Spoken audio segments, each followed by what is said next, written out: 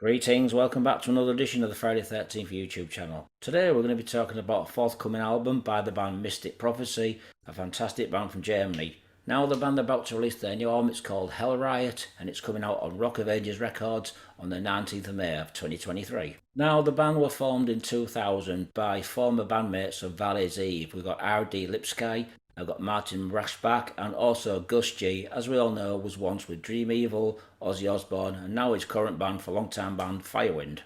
Now, Gus G did the first three albums and was recommended by Dave Chastain, a fantastic guitar player, certainly underrated.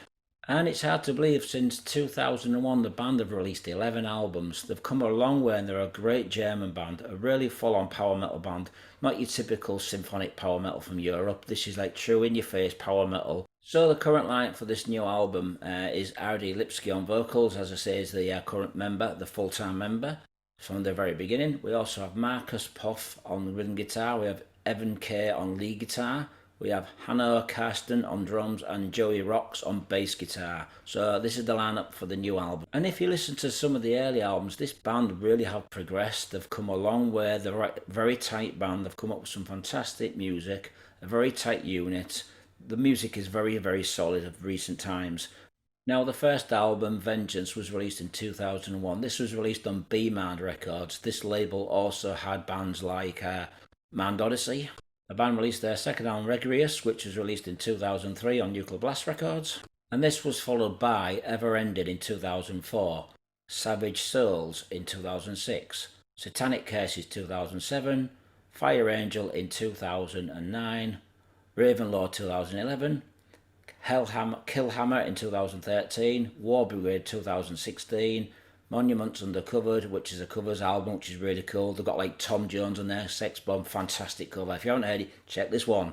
So I've also got Metal Division in 2020, and like I say, the new album Hellriot in 2023. I would have to say the band have done some fantastic albums, especially since the album Killhammer, War Brigade, Monuments Undercovered and Metal Division. These are really fantastic albums. Now, from April, the band are going to be out on the road promoting this new album. They've got some festivals in the pipeline, so if you get a chance to see them in Europe, check them out. It's a shame they're not playing the UK because I'd really like to see this band. Now, the album that's about to release is coming out as a jewel case, that's the bog standard case, and then you've got a limited edition media book. So if you manage to get hold of that and you're a big fan of collectible stuff, check out the media package.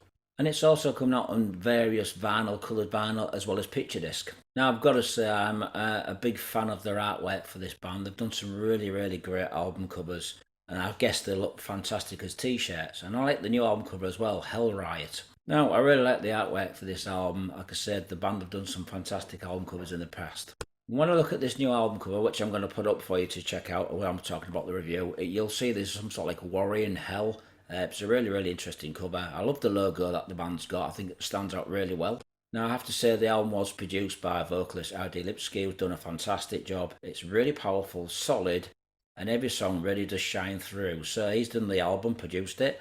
The album's been mixed and mastered by Hendrik Oud, with the artwork and layout was done by Dustin Markovic, who's done a lot of album covers in the past. So it's a really, really good album.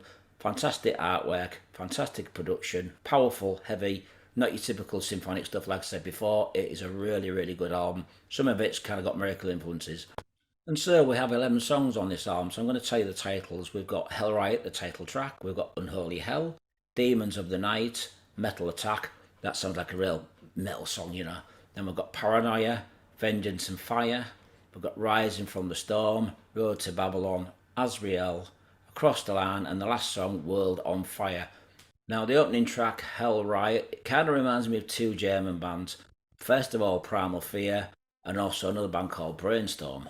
Also, Judas Priest, I'd probably say Painkiller meets Jugulator, and a little bit of a band called Dream Evil from Sweden. Two of the bands that spring to mind on this song is also Udo and Saxon, more of the later Saxon songs. Now, I've got to say the first song, Hellriot, is a fantastic song. R.D.'s vocals are fantastic, really do shine through. It's probably some of the best work he's done, and the music also shines through. It's powerful, it's melodic.